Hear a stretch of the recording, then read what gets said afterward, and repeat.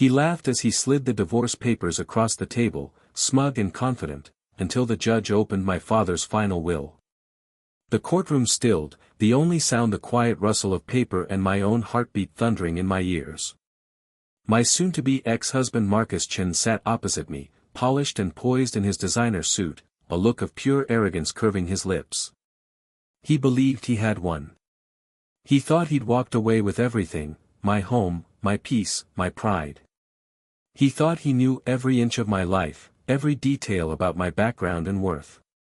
But when the judge unsealed the envelope from my father's estate, I watched Marcus's composure crack like fragile glass. Before I share what happened next, please take a moment to subscribe to the channel. It really helps us grow. And drop a comment below letting me know which country you're watching from. My name is Sarah, and this is how I learned that the people closest to you, the ones who think they've figured you out, can be dead wrong. Just 3 years ago, I was a very different person. Back then, I was married to Marcus Chen, a respected investment banker with the perfect public image. Everyone adored him, he was charming, brilliant, and came from a wealthy, powerful family. When we met at a charity gala, I was teaching English at a local high school, barely scraping by after losing my father the previous year. Marcus swept me off my feet with effortless charm, extravagant gifts, and candlelit dinners in places I could never afford. He made me feel like I had stepped into someone else's fairy tale. And when he proposed just 6 months later, with a ring that cost more than my yearly salary, I said yes without hesitation, convinced I had found my happily ever after.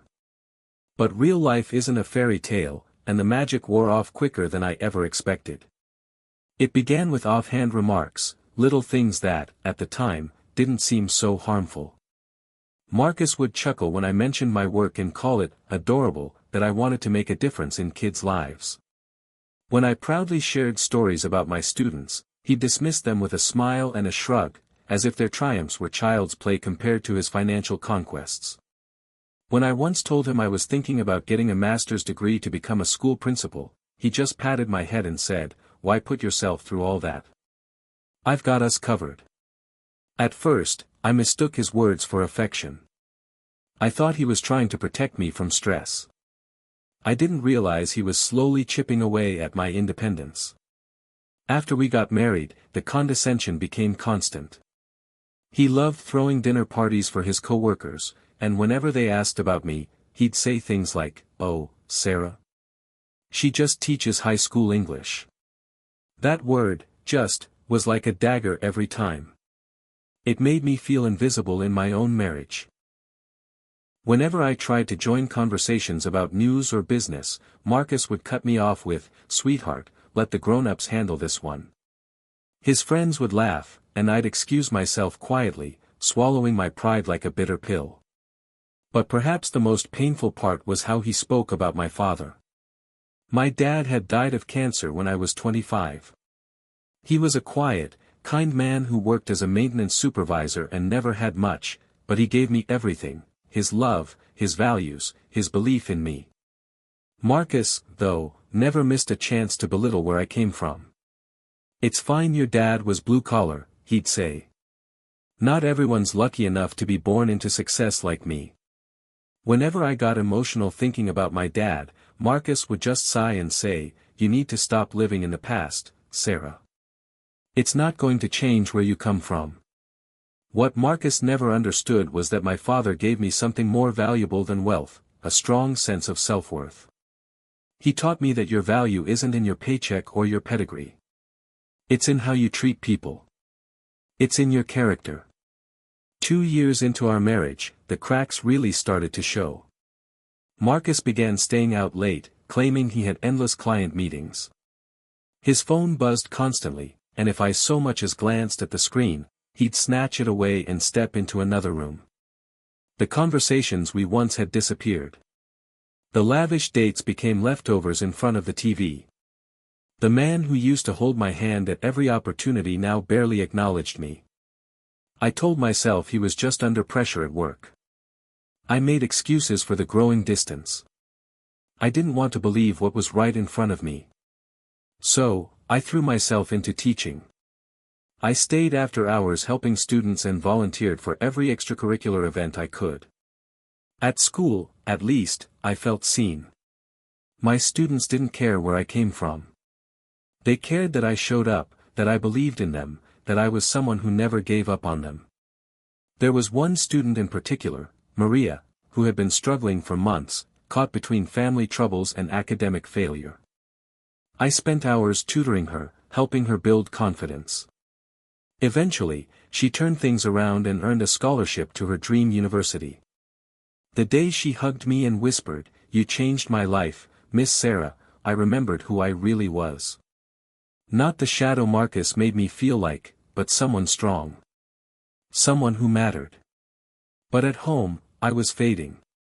Marcus had made me believe I was lucky just to be with him, that no one else would want a basic teacher from a modest background.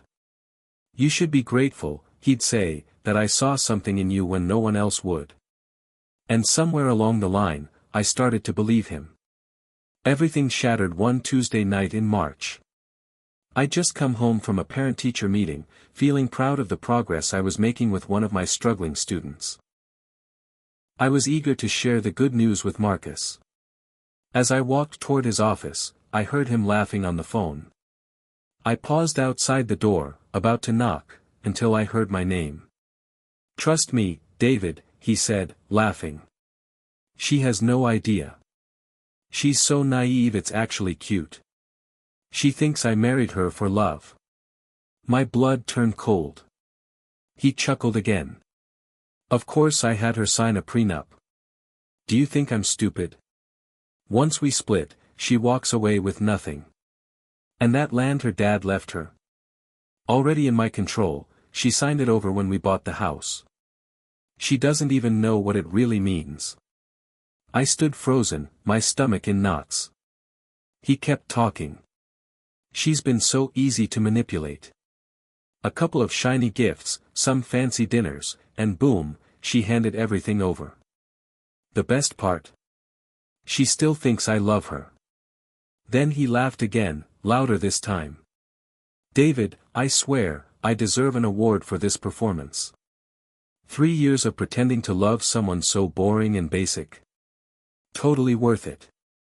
I stumbled away from the door, my breath catching in my throat, the floor suddenly feeling unsteady beneath me.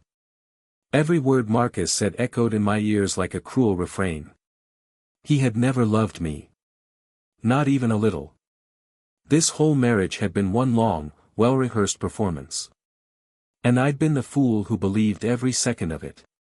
That night, I lay beside him in bed, listening to him snore softly, while I stared at the ceiling, paralyzed by shock. The man I had once looked at with love and trust had orchestrated my betrayal with surgical precision. He kissed my forehead before falling asleep, completely unaware that I knew everything. And I said nothing. Not yet. The next morning, I pretended nothing was wrong. He left for work with his usual fake affection. "Have a good day, sweetheart," he said like clockwork, and I smiled and waved, my stomach turning. As soon as the door closed behind him, I called in sick to school. For the first time in years, I lied about being unwell. But this wasn't just a headache or flu, I needed space to breathe, to understand the full extent of what I'd just learned. I spent the entire day at our dining room table, surrounded by paperwork. Mortgage forms, bank statements, joint account agreements, insurance documents. With every line I read, the truth came into sharper focus. Marcus had been quietly transferring ownership, restructuring our finances, and ensuring that everything, absolutely everything, was under his name. The house? Titled solely to him. Even though we'd used the land my father left me as collateral, my name was nowhere to be found. The bank accounts? Set up in a way that gave him full control, while I needed his approval for any significant withdrawal. The prenup? Ironclad. Or so it seemed. And the paperwork I had signed, trusting him, loving him, contained the fine print that stripped me of any leverage. I had nothing. Not even the land that was supposed to be my father's legacy. A week later, Marcus came home holding a bouquet of expensive lilies and a bottle of red wine.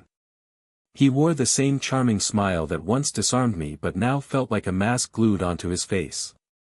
He sat beside me on the couch and took my hands in his. "Sarah," he began, his voice heavy with fake sincerity, "I think it's time we talk." My heart pounded, but I kept my expression calm. "About what?" He let out a breath like this was hard for him. "Our marriage. It's not working, and I think deep down, you know that too. We've grown apart." I stared at him, feigning confusion. "What are you saying?" He looked me dead in the eye and said, "I think we should end things. It's the best choice for both of us. A clean break. A divorce," I whispered. He nodded, his thumb lightly rubbing the back of my hand. "Yes. But don't worry. I've already spoken with my attorney. We'll keep it simple and fair. No court drama." "How considerate of you," I said flatly, though I doubt he picked up on the edge in my voice. With a practiced flourish, he pulled out a manila envelope and placed it on the table. "Everything's in here. You'll get a settlement, enough to find a nice place, maybe even go back to school if that's still something you're thinking about." I stared at the folder, my hand slightly trembling as I reached toward it. "What about the house?" I asked. He smiled that same infuriating smile. "It's in my name, and I've been covering the mortgage, but don't worry. The settlement is generous. And my father's land?" His smile flickered for just a second. "Sarah," he said gently, "we've discussed this. The land was used as collateral. Once the house sells, the proceeds will go to settle the debt. There won't be much left, but again, the settlement takes care of you." It was stunning how easily the lies came out of his mouth. If I hadn't heard the phone call, I might have believed him. I might have signed the papers thinking he was being fair. "I need time to think," I told him, my voice even. He nodded, his grip on control unwavering. "Of course, sweetheart. But my lawyer says the sooner we get this filed, the smoother it'll be." That night, while he slept, I sat at the kitchen table and read every single page of those divorce documents. They were as one-sided as I feared. The small settlement would barely cover a year's rent, let alone offer me any real fresh start. Marcus would walk away with the house, our assets, our savings, everything. Even the paperwork cleverly classified the land as part of the marital property to be liquidated for debt, funneling any value directly to Marcus for his so-called contributions. And I would be left with nothing. Not even a memory of my father's sacrifice. In the days that followed, I oscillated between numbness and rage. I couldn't eat. Couldn't sleep. But I knew one thing with absolute clarity: Marcus had underestimated me. And I wasn't going to let him win. I took a day off work and drove across town to meet a lawyer named Margaret Willis. A colleague at school had referred me to her, describing her as tough as nails but with the heart of a lion. And that was exactly what I needed. She listened to every word of my story, her face calm and unreadable. When I finished, she leaned forward and said, "Sarah, this isn't going to be easy. If you signed all this paperwork, we're in for a hard fight." His legal team was thorough. "So what now?" I asked, blinking back tears. "Do I just let him walk away with everything?" "Not necessarily," Margaret said, her eyes sharp. "We'll need to be strategic. Let's start with your father's land. You said he left it to you, do you know its value?" I shook my head. "Marcus said it wasn't worth much. That's why we used it for the mortgage. He said it wasn't a big loss for the bank if we defaulted." Margaret's expression shifted.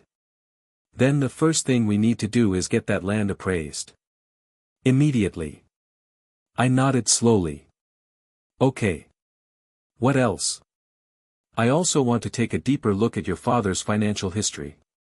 Sometimes people leave behind surprises, accounts, investments, trusts they never mention." "Trusts?" I asked, skeptical. "My dad worked maintenance his whole life. He wasn't wealthy. Margaret offered a small, thoughtful smile. You'd be surprised. Quiet, hard-working people often hide the most extraordinary secrets. I left her office that day with a flicker of something I hadn't felt in weeks, hope. It was fragile, delicate, but it was there. I didn't know what Margaret would find. I didn't even know if it would matter. But I was done being quiet. I was done letting Marcus dictate the story of my life.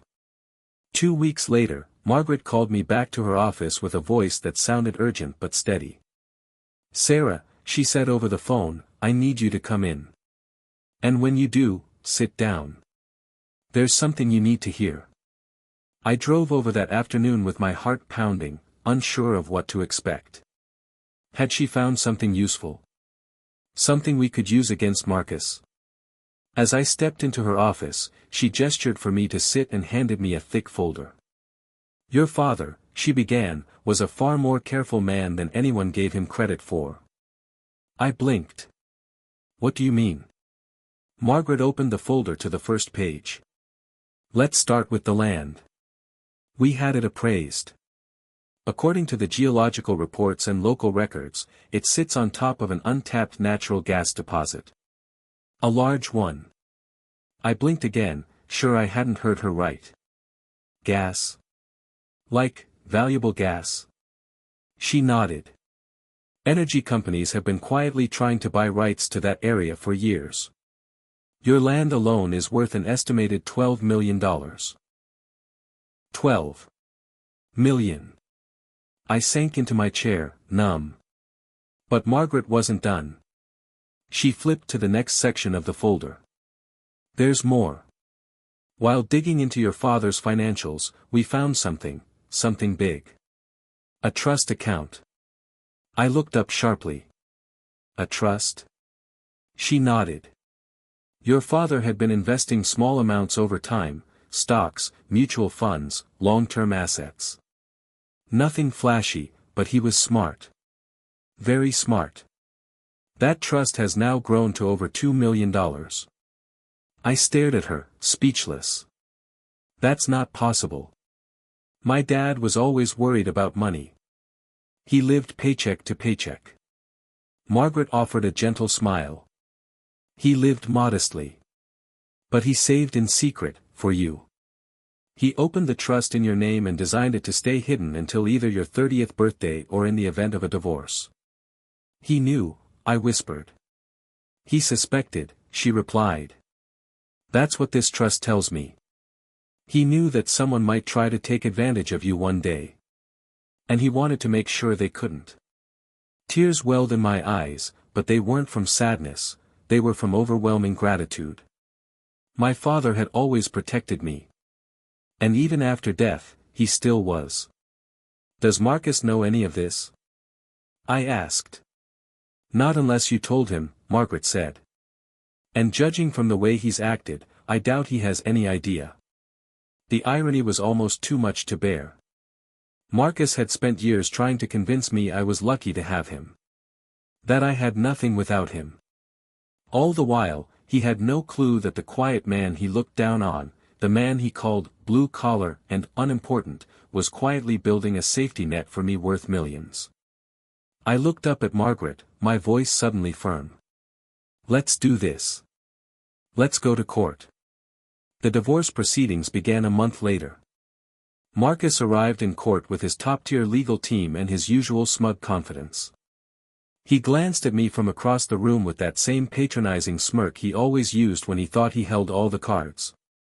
He clearly believed this would be over in a matter of hours, a quick division of assets, all heavily weighted in his favor. His lawyer played the role perfectly, too. Your Honor, he began during the initial hearing, my client has generously offered Mrs. Chen a fair and reasonable settlement. Though she did not contribute significantly to the marital estate, Mr. Chen is willing to provide financial support to help her get back on her feet.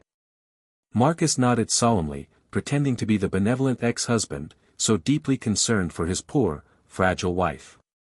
But Margaret had warned me, don't say a word until it's time. Let them dig their own hole. And that's exactly what I did. I listened as they painted a picture of a struggling schoolteacher who had been carried by her successful husband. I listened as they tried to diminish everything I had ever brought to the marriage. Until the final hearing, when everything changed. It was a crisp Thursday morning. The courtroom was packed. Marcus wore his most expensive suit, his team bustling with binders and confidence. He looked completely relaxed, as if he'd already won. Judge Patricia Rise, known for her no-nonsense approach, presided over the case. "We are here to finalize the divorce between Marcus Chen and Sarah Chen," she began. "I understand there are disputes regarding several marital assets." Marcus's lawyer stood. "Yes, Your Honor. Most of the assets were contributed by my client and include the primary residence, investments, and some joint holdings. There is also a piece of inherited land from Mrs. Chen's late father, which was used as collateral for the home mortgage. We propose that it be liquidated to resolve outstanding debt." The judge turned to me. "Mrs. Chen, do you agree with this assessment?" I stood slowly. My heart was pounding, but my voice was steady. "Your Honor, there are some important facts that need to be clarified before any decisions are made." Margaret rose beside me. "Your Honor, with the court's permission, we would like to submit new evidence regarding Mrs. Chen's inheritance." Marcus looked up, confused. His lawyer leaned in, whispering something urgent. But he just shrugged, clearly not concerned. Judge Rise gestured. "Proceed." Margaret stepped forward and handed a thick envelope to the bailiff. "Your Honor, the land in question has recently been appraised and determined to contain a substantial natural gas deposit. The property is valued at over $12 million. The courtroom went absolutely still. Marcus's face turned a shade paler. His attorney's pen slipped from his hand and clattered onto the desk. Margaret didn't stop. "Additionally, we have uncovered a separate trust fund created by Mrs. Chen's father. This fund was designed to remain independent of marital property and currently holds assets totaling over $2 million. Judge Rise raised her eyebrows. "Mr. Chen, were you aware of the value of these assets?" Marcus opened his mouth, but nothing came out. His lawyer stood quickly. "Your Honor, we were not informed of any such details. This is new information to us." Margaret continued calmly. "We also have evidence that Mr. Chen was actively attempting to manipulate and defraud Mrs. Chen in order to gain control of these assets." She pulled out a folder. Included are signed documents misleading Mrs. Chen into believing she was signing standard mortgage forms, as well as a recorded phone conversation where Mr. Chen boasts about his plan to take her inheritance. Judge Rise's gaze sharpened. "Mr. Chen, is this true?" Marcus was visibly sweating now. "Your Honor, I didn't know. I never." Margaret interrupted. "We have the audio recording, Your Honor. In it, Mr. Chen clearly states that he married Mrs. Chen for financial gain and expresses confidence that she will walk away from the divorce with nothing." The judge leaned back in her chair. "That is deeply troubling. Mrs. Chen, the land and the trust are clearly separate, non-marital assets. They remain solely yours." She turned to Marcus. "Mr. Chen, this court is disturbed by the evidence of deception and fraud. The prenuptial agreement is hereby rendered void." Marcus looked like he'd just been punched in the gut. The judge's words cut through the courtroom like a knife. "The prenuptial agreement is void due to fraud and failure to disclose material assets," she said firmly, her gaze fixed on Marcus. He looked stunned, mouth slightly open as if he still hadn't processed what had just happened. His lawyer leaned over, whispering frantically, but Marcus didn't respond. He just sat there, frozen. "Mrs. Chen," Judge Rise continued, "you will retain full ownership of your inherited assets, including the land and the trust fund. Furthermore, you are entitled to half of all marital assets accrued during the course of your marriage." Marcus finally snapped out of his daze. "But, Your Honor, the prenup. The prenup was executed under false pretenses and is therefore invalid." You intentionally concealed vital financial information from your spouse while manipulating her into signing away her rights. That is fraud, Mr. Chen. My heart raced, but I kept my expression calm. I glanced at Margaret, who gave me a small, satisfied nod. We had done it. Everything Marcus tried to take from me was being returned, with interest. Judge Rise continued, you will relinquish half the value of the home, all investment accounts accrued during the marriage, and any other shared assets. Additionally, Mr. Chen, you will pay all of Mrs. Chen's legal and court fees. Marcus's face turned a deep shade of red. He gripped the edge of the table so tightly that his knuckles went white. His carefully crafted plan, his years of manipulation, had unraveled in front of everyone. The gavel struck once. Court was adjourned. Margaret turned to me and whispered, that was justice. As we left the courtroom, I stepped out into the bright afternoon sun, the crisp October air brushing against my cheeks. I had barely made it to the parking lot when I heard hurried footsteps behind me. Sarah. Wait. I turned, and there he was, Marcus, his tie loosened, his expression frantic. We need to talk, he said, stepping in front of me. I looked him dead in the eye. No, Marcus. We don't. Please, he pleaded. This is all a huge misunderstanding. You caught me at a bad moment on that phone call, I didn't mean everything I said. I tilted my head. You said I was naive. That I was easy to control. That you deserved an award for pretending to love me. Did I miss anything? His face drained of color. You were listening. I crossed my arms. I came home to tell you about one of my students, how I helped turn his life around. And instead, I heard the truth about how you'd spent 3 years conning me. Sarah, please, he said, reaching for my arm. I messed up. But we can work through this. We were good together once. I pulled my arm away. Good? You mean when you treated me like a child in front of your colleagues? When you mocked my father? When you convinced me I was nothing without you? He swallowed hard. I was wrong. I didn't realize what I had. I see it now. You're amazing. No, I said, shaking my head. You don't see me. You never did. You saw someone you could mold, manipulate, and control. But that's over now. His voice broke slightly. I loved you. I still do. I let out a quiet breath. You loved power. You loved control. You loved the idea of winning. But you never loved me. You didn't even know me. He stepped closer, desperation in his eyes. Don't walk away. We can fix this. I held my ground. You spent years tearing me down so I wouldn't see my worth. And for a while, it worked. You made me feel like I was nothing. But now, I know better. He tried again.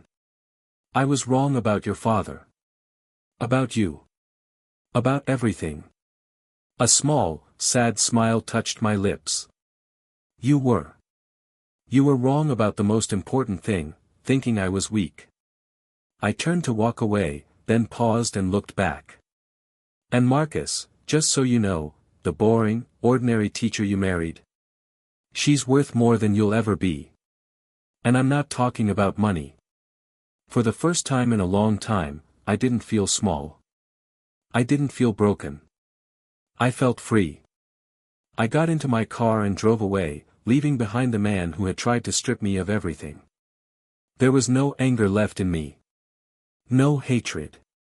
Just a clear, peaceful certainty that I had finally reclaimed myself. In the weeks that followed, life moved forward. Margaret helped me finalize all the documents. The land was officially in my name again. The trust was secure. And for the first time in my life, I had real financial freedom. But what meant more than any of that was something I hadn't expected: closure. One afternoon, Margaret called me into her office one last time. She handed me a sealed envelope with my name written in my father's familiar handwriting. "This was included in the trust documents," she said gently. "Your father wanted you to have it." My hands trembled as I opened the letter. In it, my father had written, "Sarah, if you're reading this, it means I'm no longer there to protect you in person. But I've done everything I can to make sure you're never truly alone. You're stronger than you know, and smarter than anyone realizes. I know the world will try to make you doubt that. But don't. I believe in you.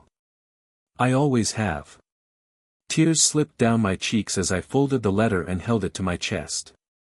Even in death, he was still looking out for me. Margaret sat across from me as I gently placed the letter back in its envelope. Her voice was soft. "There's something else you should know. Your father set up that trust with very specific legal protections." I looked up, wiping my eyes. "What kind of protections?" She nodded. "The trust can only be accessed by you, not by any future spouse, not even jointly. And it's specifically protected against any claims through marriage or divorce." I stared at her. "So? Marcus never had a legal right to any of it?" "Not even for a second," she said. "Your father planned for the possibility that someone might try to take advantage of you. He designed this trust to shield you completely." I shook my head in amazement. "He really thought of everything." Margaret's expression softened. "He didn't think you were weak, Sarah. He thought you were strong. But he also knew the world wouldn't always be kind. This was his way of making sure you were never left unprotected." That's when it hit me, the full weight of what my father had done, that he hadn't left me money out of guilt or pity. He didn't think I was incapable of handling my life. He knew I could. But he wanted to make sure that when the world tried to tear me down, I had a foundation to stand on. That trust wasn't just about money. It was his way of saying, "I believe in you. Always." "Does Marcus know?" I asked quietly. "Not unless you told him," Margaret replied. "And from what you've said, he still thinks your father was just a working-class guy with a bit of land." The irony wasn't lost on either of us. Marcus married me thinking I was just some quiet, soft-spoken teacher who came from nothing. He thought he was the one doing the favor, lifting me up. What he never realized was that I came from a legacy far stronger than his ego could comprehend. My father didn't make his wealth by stepping on others or flaunting his status. He built it slowly, quietly, through sacrifice, discipline, and love. He didn't brag about his investments.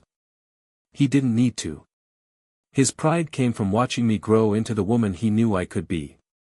Marcus had spent years trying to convince me I was lucky to be loved by someone like him. He never once realized that I was the gift, and he threw it away. Weeks turned into months. The divorce was finalized. I sold the house and kept the proceeds. I donated some of the funds to scholarships for underprivileged students, like Maria, who had just started college on a full ride. I bought a modest home near the school where I worked. I started taking night classes to get my education leadership degree, something I had put off for far too long. And every time I passed my father's old land, now quietly under contract negotiations with an energy company, I smiled. Not because of the money, but because of what it represented, a man who never let his daughter forget her worth. The public part of the story ended in court, but the real story, the part that mattered, was what happened inside me. I stopped waiting for validation from people who didn't see me. I stopped needing to prove myself to someone like Marcus. I stopped measuring my worth against income brackets and social standing. I started to believe the things my father always knew were true. That I was enough, that kindness is strength. That real wealth is knowing who you are, and never letting someone else define it for you. The day I cleaned out the last of my things from the house Marcus once called his own, I found an old photo of my dad and me at 6 years old, standing on his shoulders, both of us laughing.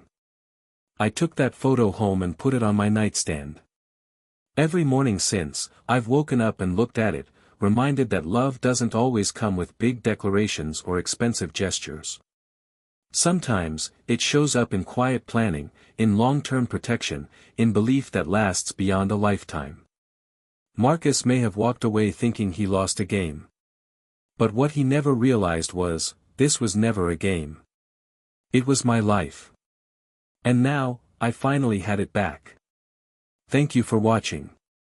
Please let me know your thoughts in the comments below, and don't forget to subscribe to our channel.